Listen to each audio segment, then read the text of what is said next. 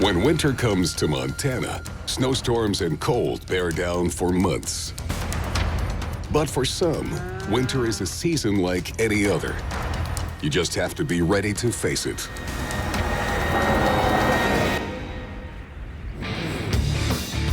Rick and Casey are big game hunters. Tracking wild animals has become second nature. Good boy, Cash. Scott Clark is a trapper and a fisherman. He followed the footsteps of his father, Jerry, and he knows the Madison Valley like no one else. Scott and Susie have learned to face the most difficult conditions. They're the only ones to live all winter in the brutal Big Hole Valley. The Whites and the Hollenbecks have their ranches to run and animals to feed. Many animals to feed. Jenny is a sled dog breeder and an outstanding competitor. Her team is one of the best in the state. Welcome to Montana, the land of the Western pioneers. Nothing like a fresh morning in the mountains.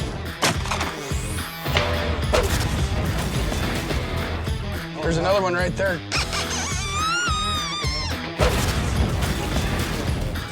Got a good one. Swim right here.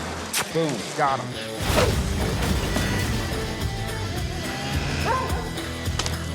Good boy, Cat. Woo! Woo!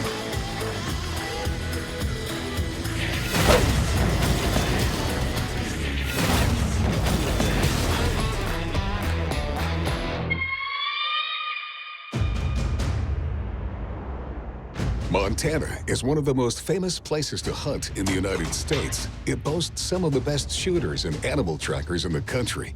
In winter, when hunting season is officially closed, only a few hunters are granted permits to venture into the mountains. They must stick to the strict quotas set by the authorities.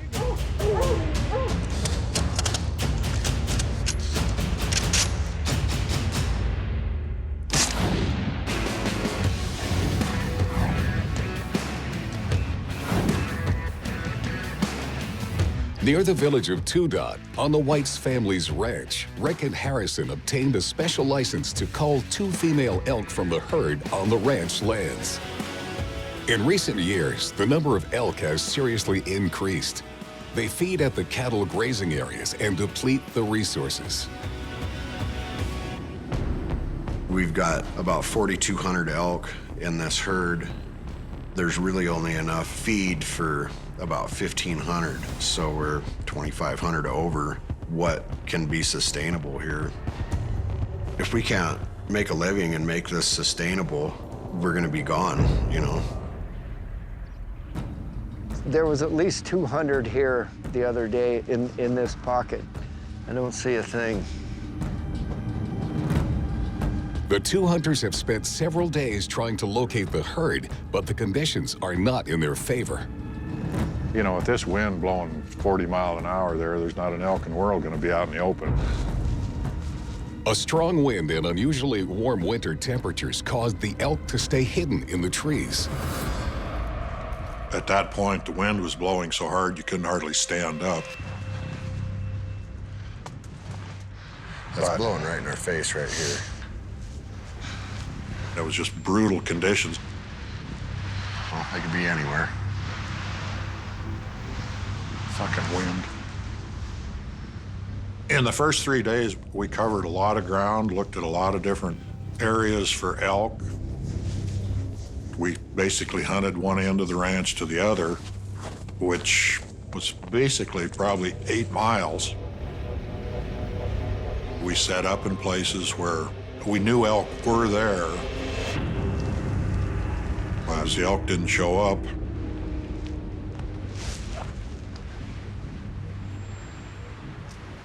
Despite their efforts, Rick and Harrison can't get a good shot.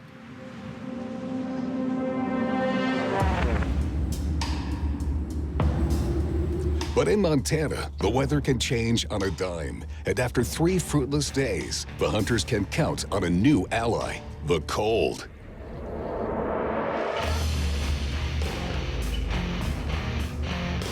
A storm hit the region. Temperatures plunge to 30 below, and with it, about 20 inches of fresh snow. For the two hunters, it's game on. When the temperature gets below zero, they need food in their belly to keep them warm.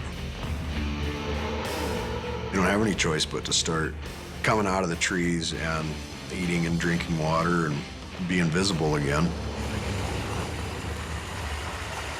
This morning, Rick and Harrison head to a part of the ranch where elk might come to feed. I think right on top of that. The animals prefer these vast open spaces. Yeah. Harrison is in charge of tracking. As the blizzard intensifies, he must approach as discreetly as he possibly can. We left the pickups over on the other side of that ridge, and we're going towards those big towers over there, but I don't want to walk across this open basin, so we found this little coulee to walk down to keep us a little better concealed, and we're gonna go look into a drainage over there and see if we can see anything. Might be something up there. It's hard to tell in all the snow. Some brush and some dirt. Scopes are icing up and shit. Things are extra fresh today.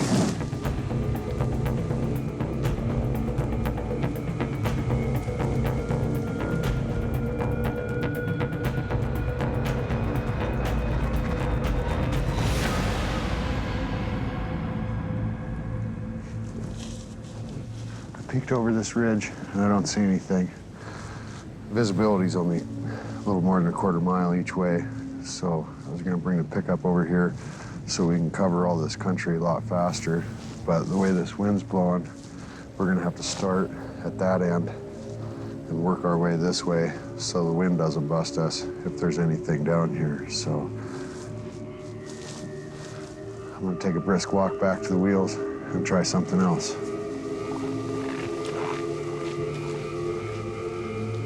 No elk in sight, but Rick and Harrison are confident. And the hunt continues.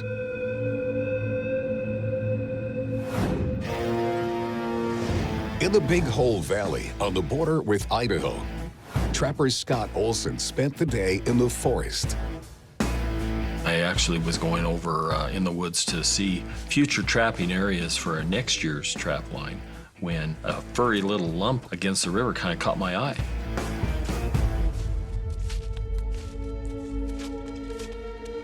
I couldn't tell from where I was at what it was, but it was intriguing, something out of place.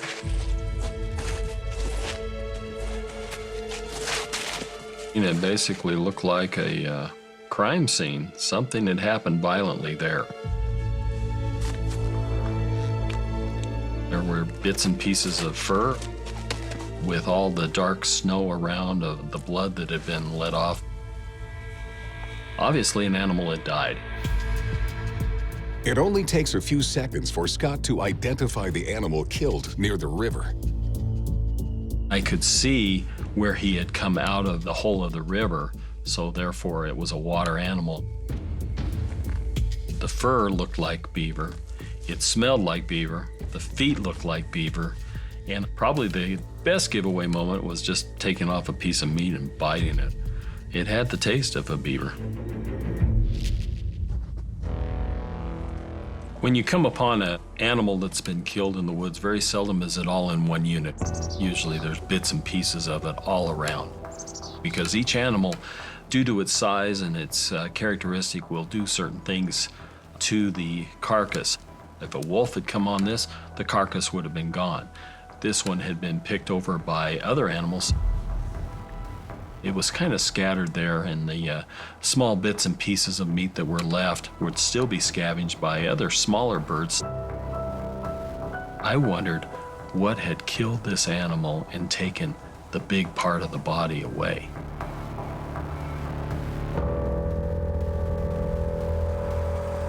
Just by analyzing the traces left at the scene, experience tells Scott the story of what happened here.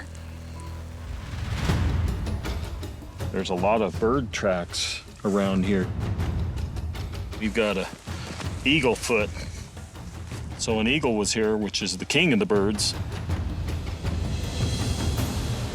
You could see where the birds would grab a piece of meat and then actually go away from the carcass a little bit so they'd be alone while they were eating.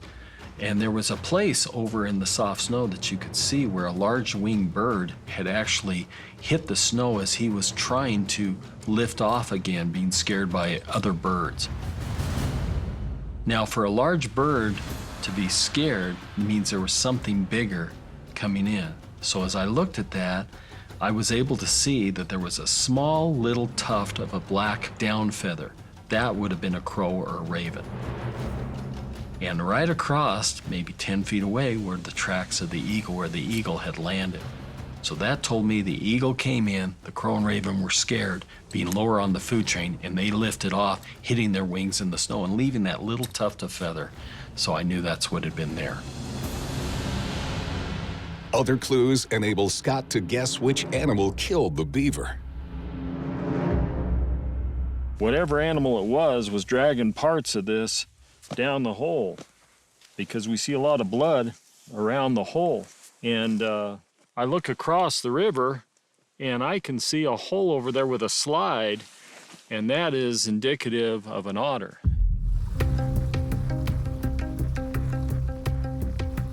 And an otter is a ferocious meat eater. A lot of fish they like to eat in the winter. If they catch the beaver out of the water, then the beaver is very vulnerable. They don't move real fast. So then he got attacked by the otter. The battle ensued. Beaver suffered the loss. The birds came in as the referees and said, "We'll clean up your act." Nature is a cruel taskmaster. Things happen violently out there. It's just one big circle, a circle of life. What is bad for one animal is good for others. Rather than just let it go to waste, I'm going to try to salvage what I can off of here, because I'd like that animal not to have died in vain. And there's always something that I can gain off of here, perhaps a tail or some claws off of the feet.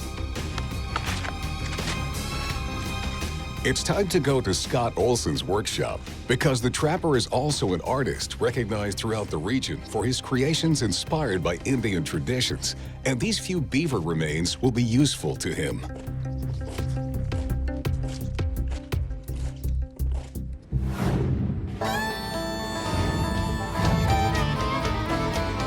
Further north, the city of Great Falls is getting ready for a great weekend of rodeo.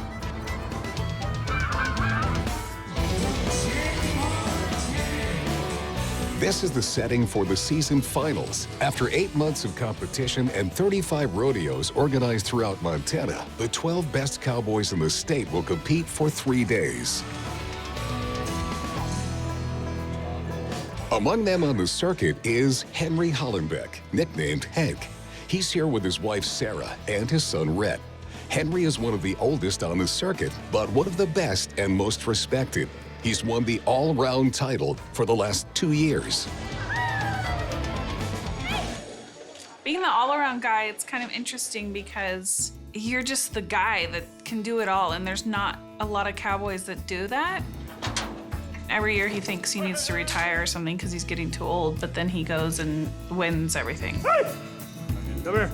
Come here. Stuff changes and gets faster, and horses get better, and you just gotta go with it. Stay with it. What a talent. What a talent. Number 1 in the year-end. But this year is special for Henry. Usually his favorite event is the tie-down roping. It involves catching a calf with a rope and tying 3 of its legs. But now, at the end of the regular season, he finished first in steer wrestling, scoring enough points to put him in reach of the winner's circle. The test consists of grabbing a steer with his bare hands and flipping it as quickly as possible.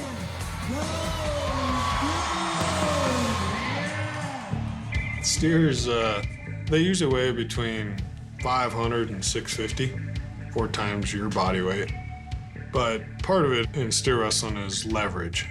You got the horns and you got to leverage the different points of contact to bend the steer and take the advantage away from you. You got to be patient, but quick enough to make the right moves. You really lever down and be patient, and when you feel their weakness, that's when you get the nose and man versus beast.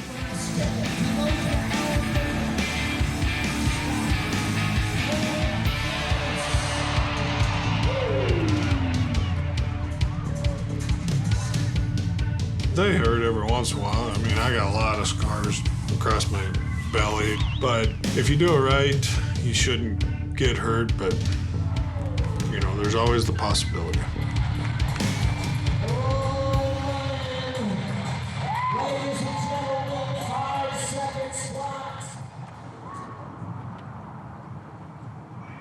On the eve of the first round, the champions evaluate the steers they'll compete with. You just kind of look at their frame size, and like this #1 steer is supposed to be a little bit pushier, but he'd still be a good steer, and maybe have a little more action to him.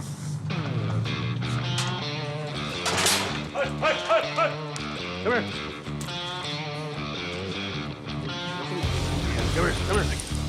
For a few hours out of sight, the steers are tested to ensure they're competition ready.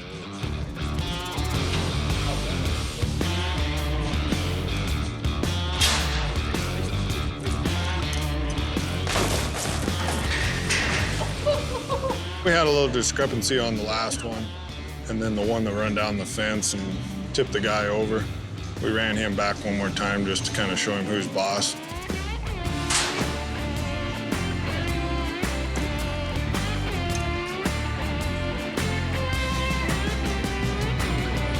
It was a good little practice, but get your blood flowing and get you thinking about it.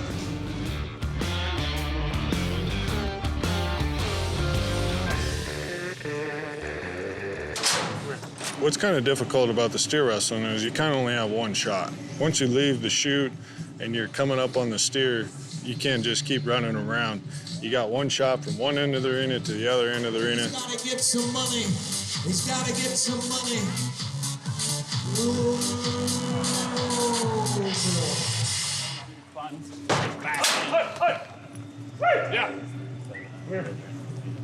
If Henry completes his 3 rounds this weekend, he'll not only retain his title of all-around champion, but he could also earn his first steer wrestling championship, a true institution in Montana.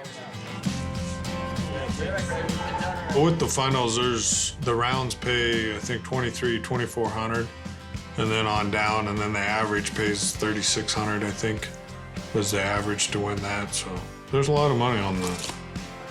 And that's why it's worth making it to the finals and doing well, because you can win a lot of money. In the big arena of Great Falls, everything is ready for the season to end in style. On with the show.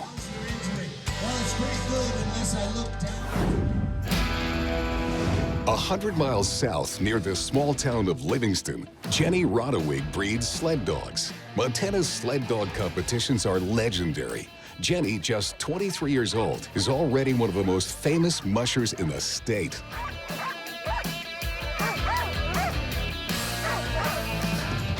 She was just a toddler when her father, Rob, an experienced musher, started taking her on the treks. This year, Jenny is getting ready for the famous Race to the Sky, Montana's largest dog sled competition, now only 15 days away. Soldier, come here. Jenny won this race in 2014, but this year she's giving herself a challenge. She's chosen a very special young dog to lead her pack. In a litter of 3 born on Memorial Day, he was the only puppy to survive. Jenny named him Soldier to pay tribute to fallen American troops.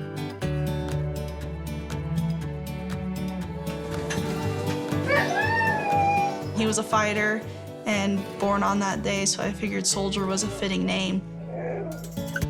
But when he was about 8 weeks old, I noticed something was wrong with the way he moved and the way he ran, and just something didn't look right with his rear legs. He basically didn't have a hip joint on his one leg that didn't develop. But I decided that, you know, he was such a happy puppy and he had a great personality. So I decided, well, we're gonna continue on. And when he was about 6 months old, I put him in harness for the first time. And it was just, it was like, I mean, he was born to do it. Soldier was definitely a born leader.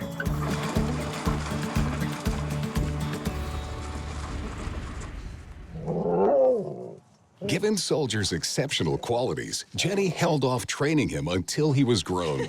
Soldier now has a hip prosthesis, a unique case for a dog destined to lead a pack in competition. Get him, get him. Good girl, get him. There's nothing up there. To hone his leadership skills, Soldier trains alongside Bella. Bella here, she's 9.5 years old, so she's starting to get close to retirement age. She's been my main leader for years, so she's the one who's kind of helping teach Soldier how to take her place, basically. I think Bella knows that Soldier is being taught, so she'll kind of guide him around. When I started running Soldier and lead, he didn't know any of the commands, but Bella would be right next to him. So if I gave a command, Bella would pull him whatever direction.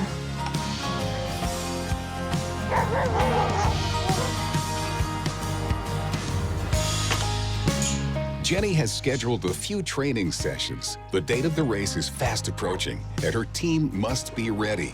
The young musher wants to prove to everyone that Soldier is up for the challenge.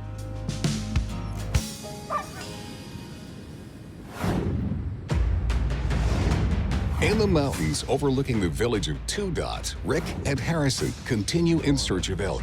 So far, no luck finding the animals that hide in the forested mountain, but they hope this new day of tracking will finally bring them the results they've waited days for. We'll be working that this then too. There's 100 head right in front of us. We're gonna just let them walk off of this hill before we move again. The cold has driven 100 elk out of their hiding place. The rest of the herd must not be very far.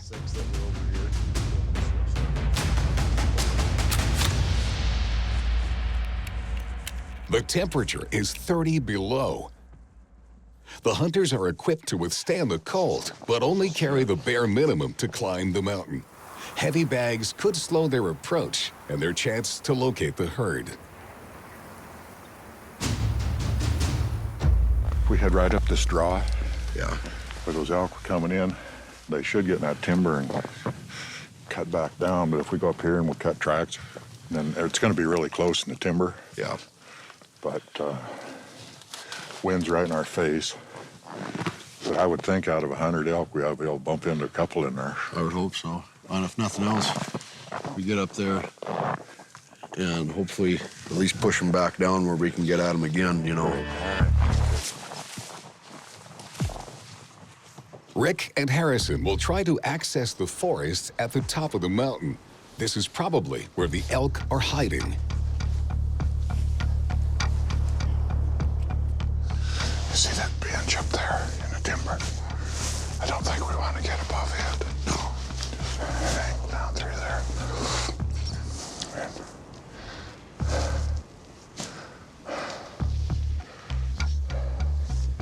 The hunters arrive at the edge of the forest. From now on, their visibility will be very poor, and they can run into the animals at any time. We just head right up into this little pocket here. When we cut them tracks, we'll see what they did.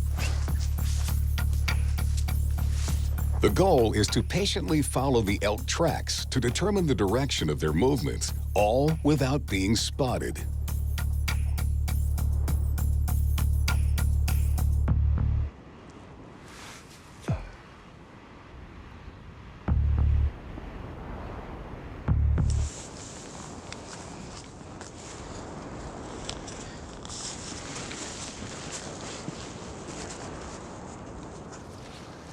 3 hours have passed since the hunt began.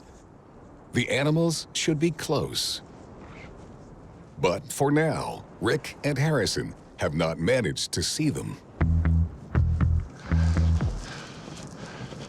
You see anything? I can't see much through the tops of them trees. Can you go out to the far edge? Yeah. Yeah, I mean, you can go this way and look down. I've got a pretty good idea that we've jumped these elk here. They're moving pretty hard down through this timber.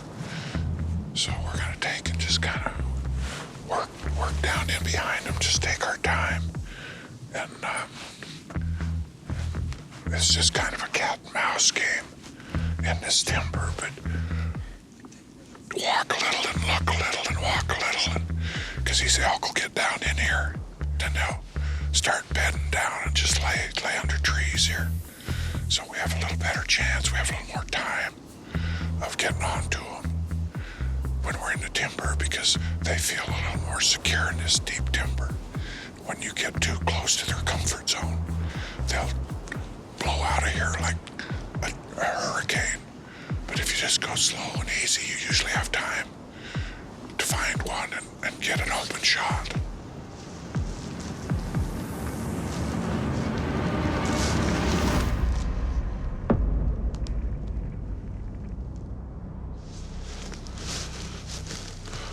We're about fucking busted.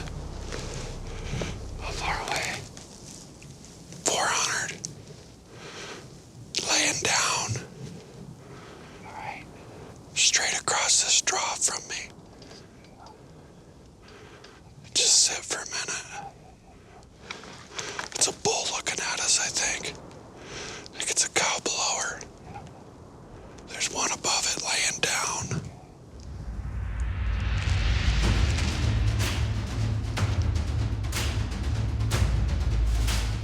Harrison went over here on this point.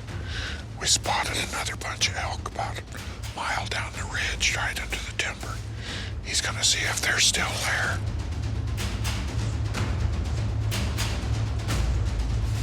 Harrison tries to follow the tracks of the small herd inside the forest. But the animals they glimpsed at the edge of the wood seem to have vanished. Despite the hunter's best efforts, the elk must have spotted them and fled. It's a rare failure for Rick and Harrison.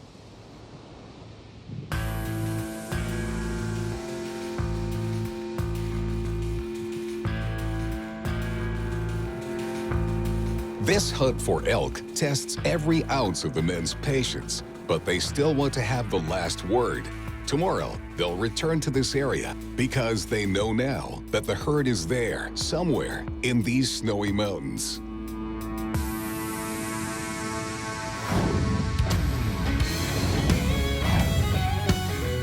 In the Big Hole Valley, trapper Scott Olsen discovered a beaver killed by an otter at the river's edge and decided to harvest some pieces.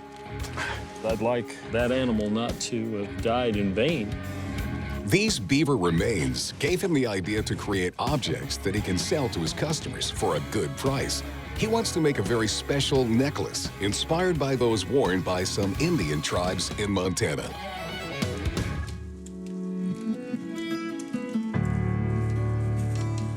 The Indians referred to these things as medicine bags. It held parts of animals, parts of things that they had found, a shiny rock, a piece of flint, a claw, something that was special to them.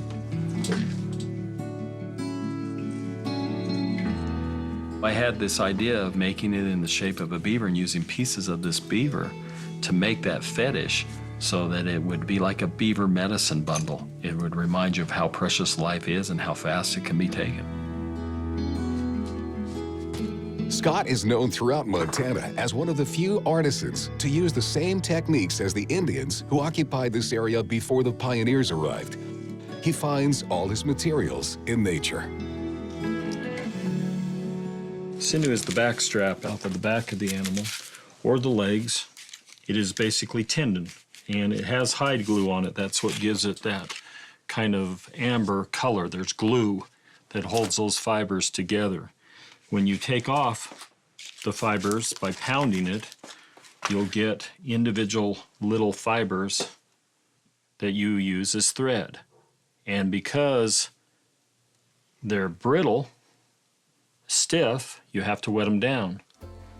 And by putting them in your mouth, it causes the glue to get soft and become limp. Then you can sew with it, and then as it dries, it cinches down tight.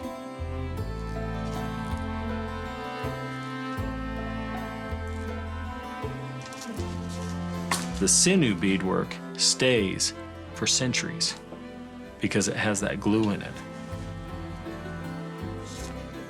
This is definitely the harder method, but the more durable method. Ooh, that's brittle. That's brittle. Let's go with this one. The outline for the bag was done with buckskin, tanned with brains, sewed together with the tendons of animals, the sinew, so it cinches down and holds it tight. Decorated with the claws of the animal, with trade beads from the early 1800s. And there's buffalo hair put inside that charm to give it some base and to tie it back into Mother Earth.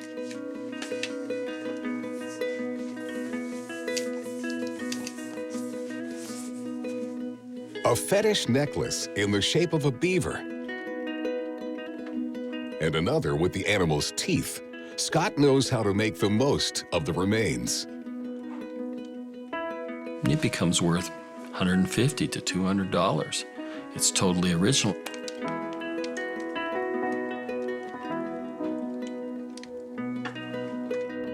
The whole circle of life that you see in the woods where one animal dies, another animal feasts on it.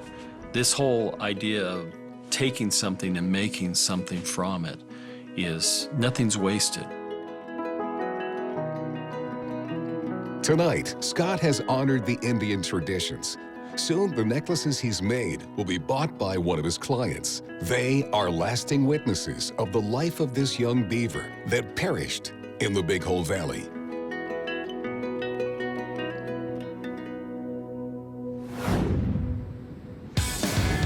In the city of Great Falls, Henry Hollenbeck prepares for the first round of finals in the Great Rodeo Weekend. The first event will be the steer wrestling, where each champion faces down a steer.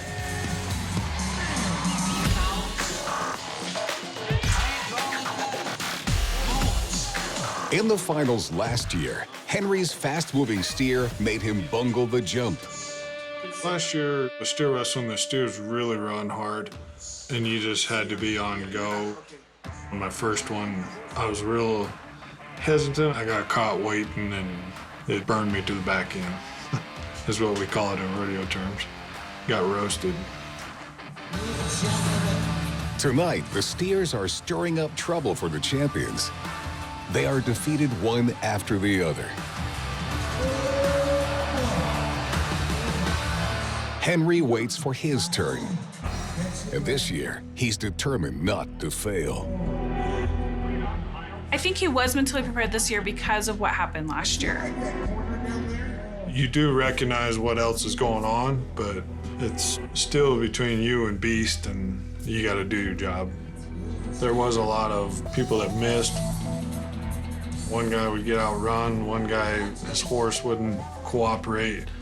And those, you just got to recognize them, but you got to stay focused to what you're going to do.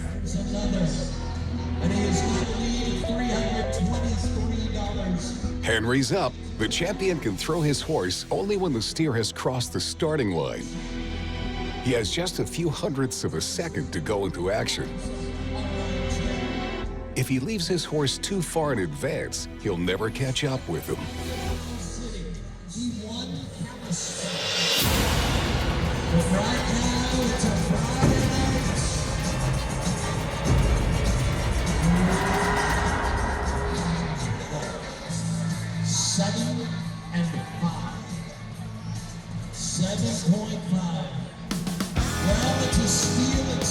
I had a nice, honest run in the steer wrestling. It wasn't super fast. I think it was like a 5 or 6 second run, and it was just a nice run to get under your belt, and then you can build off of it. The final starts well for Henry. He's 4th in the first round, but remains in the lead thanks to points he's accumulated during the regular season. He still has 2 rounds to keep his hold on first place and become the category champion. At Paradise Valley, north of Yellowstone National Park, Jenny Roddewig arrives with her dogs. It's the last chance for training before the legendary Race to the Sky, which starts in 15 days.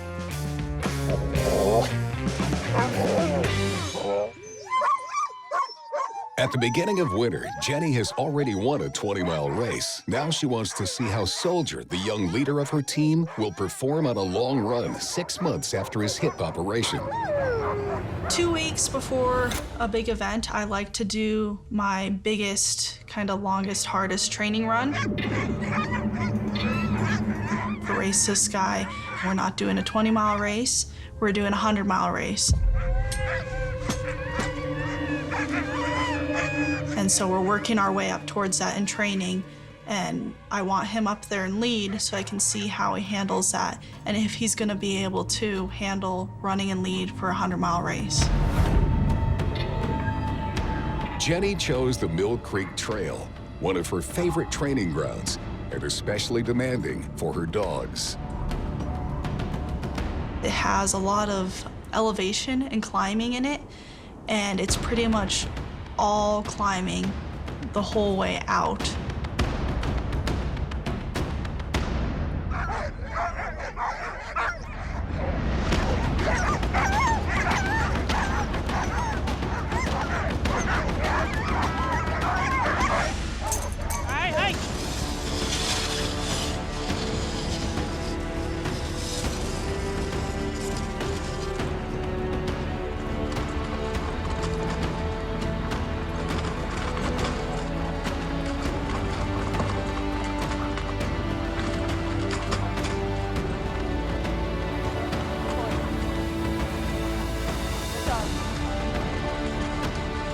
On the trek, the link between the musher and her team rests entirely on the shoulders of the 2 leaders at the front. To be a good lead dog, they have to really be able to focus and also be able to listen to my commands and want to please.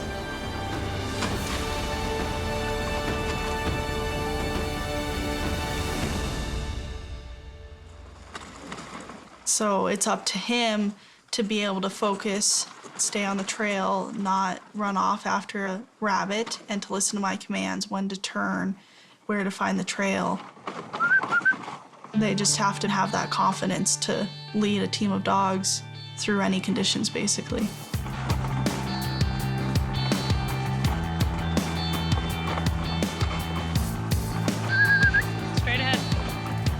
After 6 hours on the track, the dogs are launched at a brisk pace on a long, straight course. The sled reaches 15 miles per hour. Towards the end of that run, where everything was going really well and I was feeling really good about everything, Soldier, I don't know if he saw an animal or something on the side of the trail or what, he decided to turn down this nasty little trail that I usually don't ever think of going on.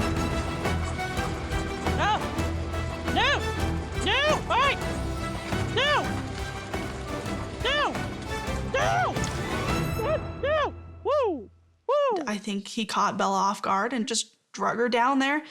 And he did so quickly, I didn't have time to stop before we were headed down that trail.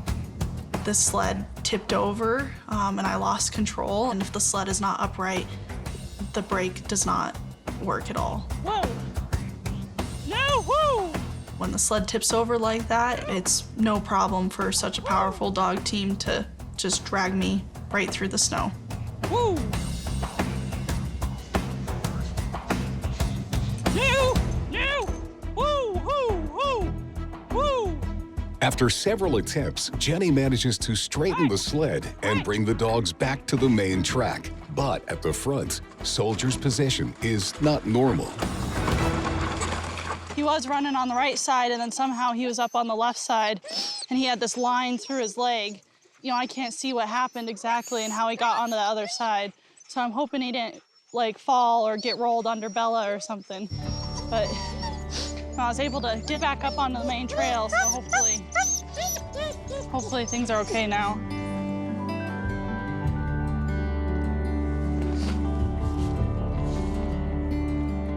It's impossible for Jenny to know if Soldier's prosthesis was moved or damaged in the accident. And 2 weeks into the race, she can't afford to take the slightest risk. She'll have to get Soldier to a vet for an examination.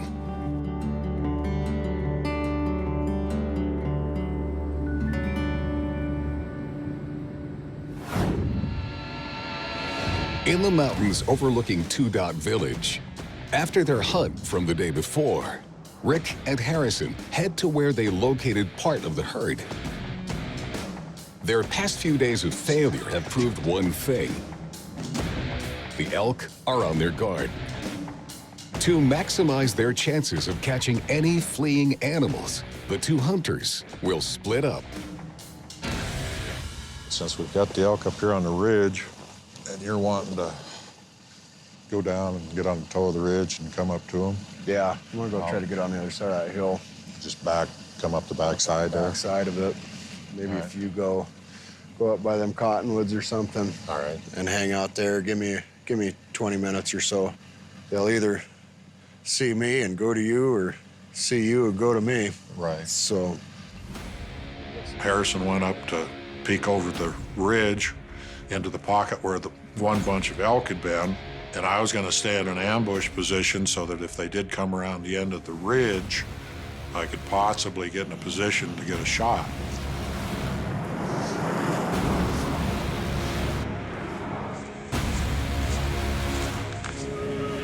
Just going straight for those trees.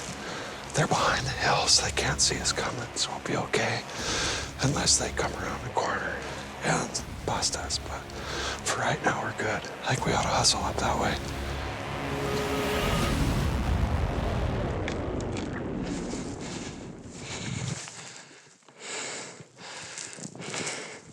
Wind's not perfect, but I think we can make it work.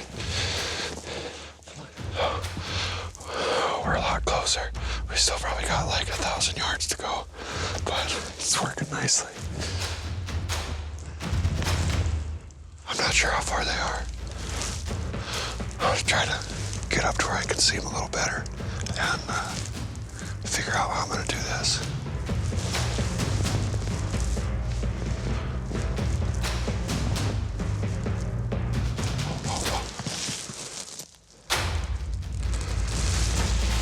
About 20 of them started coming out of them trees. It was probably 700 yards, I would guess, but since I was above them and there was no wind or anything to worry about, I felt pretty confident of taking a shot. So belly crawled up to the edge where I could see, and so cold I couldn't even feel my hands. I couldn't feel my finger on the trigger.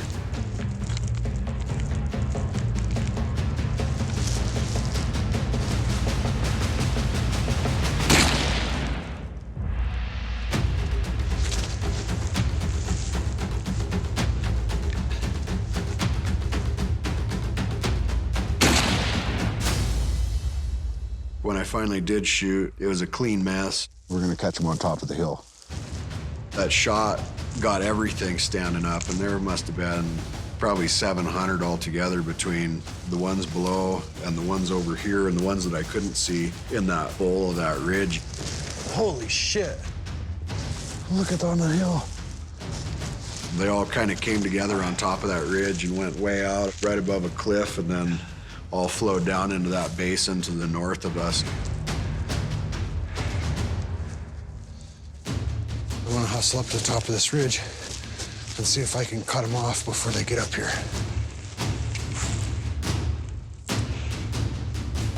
Regardless of his efforts to try to cut off the herd, Harrison has to face the facts. The elk are too fast, and the night will fall too soon. It's time to go back to camp. But despite their failure, their strategy nearly worked. Tomorrow, they will try again, and maybe their patience will reward them.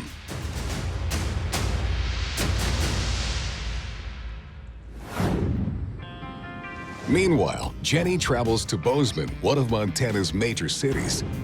After the accident from the day before, she's bringing a soldier to her veterinarian. No! No! Hey! No! Woo!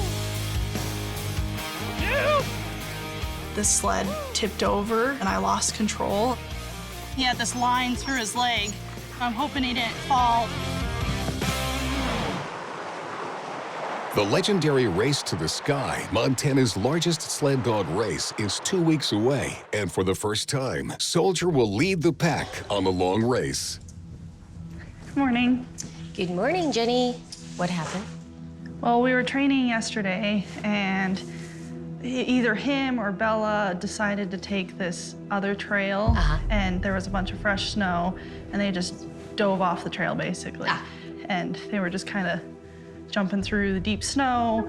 And I usually run him on the right side all the time because I want that hip on that side. And by the time I got up and figured out what was going on and got back up on the trail, he was over on the left side. And I just want to make sure that everything's okay. Let's just take a quick peek here.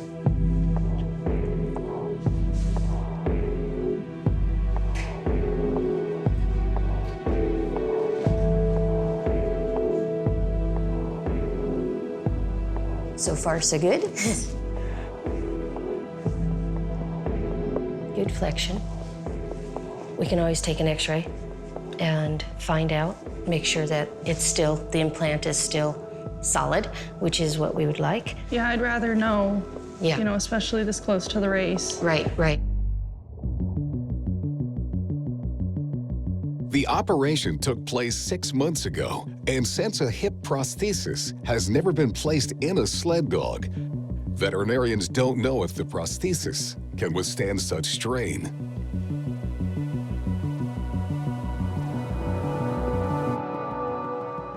Okay, well, there he is. The anchoring point is looking very nice. I don't see any type of looseness around that socket. The ball is still well within here, and I'm not seeing any kind of small fracture or anything like that that would tell me that he was having some problems. So I think he should be cleared to go to race, certainly, as long as he's running well now for you. Thank you so much. Oh, you're very welcome. It means a lot welcome. to me, and You're very very reassuring to actually see it. Fortunately, Soldier was more frightened than injured. And despite this scare, Jenny is determined to start the race and to prove that the young dog can lead this pack against the best sled dogs in the United States.